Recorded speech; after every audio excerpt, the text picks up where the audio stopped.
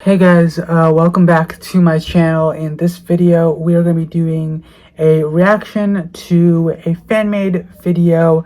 This is by VCreations. It's about Bucky Barnes. So yeah, I'm very excited to jump into this. Alright, give me a break. I'm trying, okay?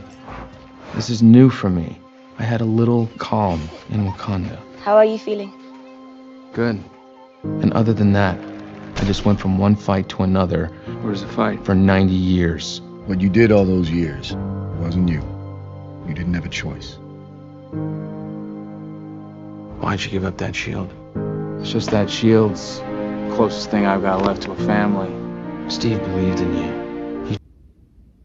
I think, and this is also just a commentary on The Falcon and the Winter Soldier, that Bucky's character was just so well done in terms of how like the war impacted him and stuff, both before the Winter Soldier happened, like right when the Winter Soldier started, and then like just him moving forward and how it's impacted his journey since he was reintroduced in that film.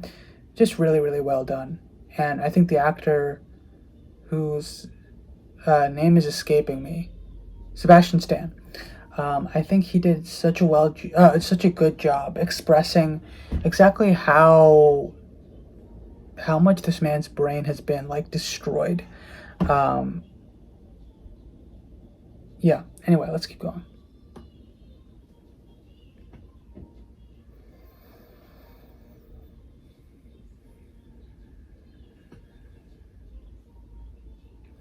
Oh yeah, I love this scene as well. I loved this scene because it was like, that was when you fully understood exactly why Bucky was so pissed off at Sam for giving up the shield. Of course, it was like, of course we understood that having a new Captain America like that would of course piss everyone off. But specifically Sam just giving up the shield, why did that piss off Bucky so much? And it was because of his perspective on how that skewed Steve's outlook on the two of them, and how like if he was wrong about one of them, if one of them wasn't actually meant to be Captain America, that calls into question all of his other decisions as well.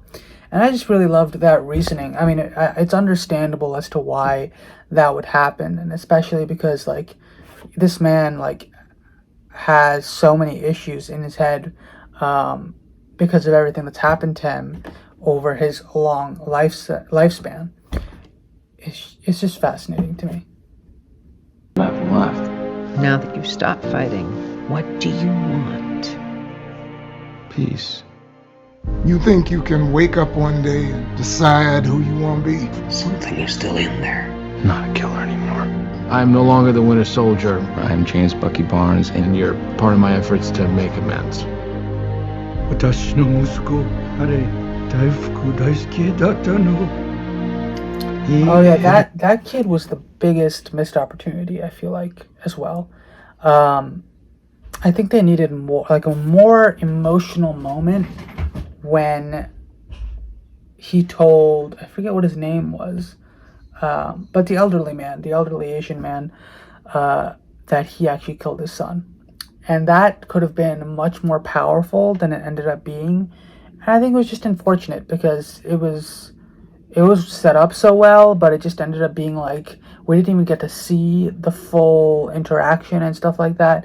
And I think on some level, it's like, you know what's going to come up next, but it's like, it could have been a much more emotional and moving scene, and I think that it kind of got undercut. It got a little bit undercut with everything else that was happening in the episode, and maybe they felt like they had to cut something out or maybe shorten it a little bit.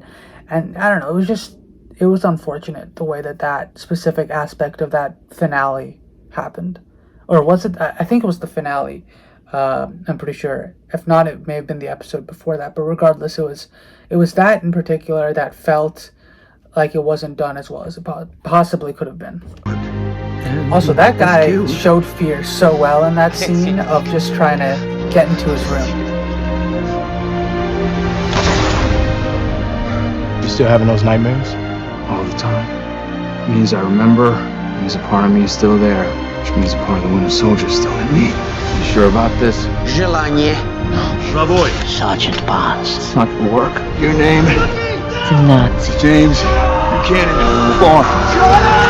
The procedure has already started. Mission This whole procedure and everything, like those moments actually very much remind me of the Weapon X program. Like the things that we've seen with Hugh Jackman from the Weapon X program, like the way that he looks and the way that he acts and stuff like that.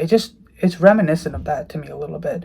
And maybe it's just because both of them are like experimentation being done on these guys to make them into perfect weapons. But and maybe it is just that, but I don't know. It just feels so similar, and I have a similar like feeling that comes about when I see both of those types of scenes. Calling the asset. Добрый вечность. Грузовой вагон. Do you even remember? I remember all of The it. emotion that comes about like right here Winter when Soldier. Bucky's crying. You go to these people and say sorry because you think it'll make you feel better. That was me. He's like crying, hoping and praying basically that like he doesn't get activated as the Winter Soldier again. And that, to me, that's one of the most powerful scenes of that show. There are a couple others that exist, but like that, and specifically for Bucky's character, I think that may have been the most powerful moment in my mind of like, wow, this guy's really conveying the raw emotion that Bucky would have been going through in this time, and it was just wonderful to see. But you got to make them feel better. You got to go to them and be of service.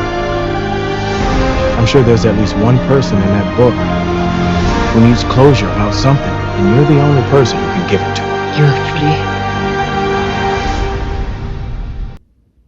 Yeah, you're free.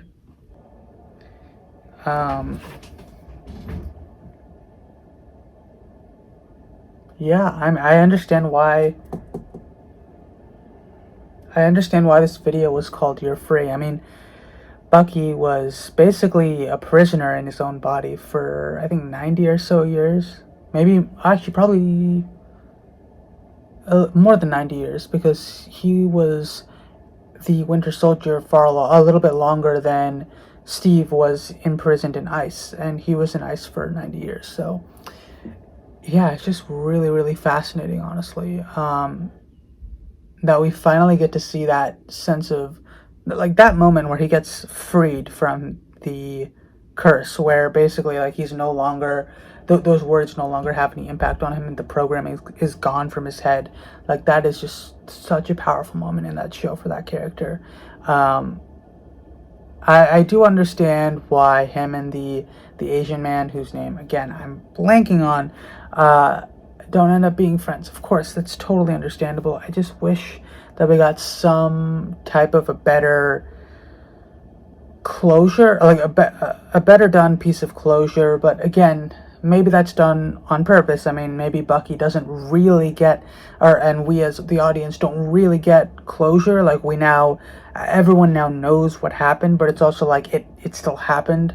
You can't really move forward in that friendship, that bond, after you find out that the person that you've been friends with, killed someone that you knew. It's a very difficult, that would be a horrifying situation to have to be in.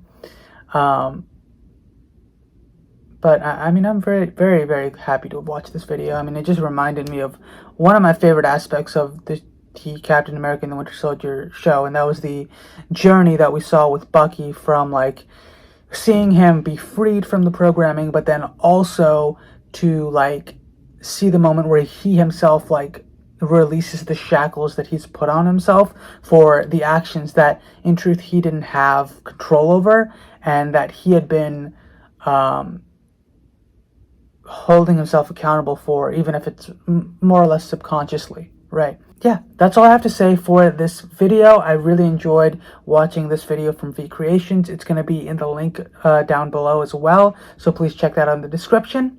If you enjoyed my reaction, my thoughts, please let me know in the comments below, like the video, and of course subscribe for more content from my channel. I will catch you all next time. Thanks for watching. Bye.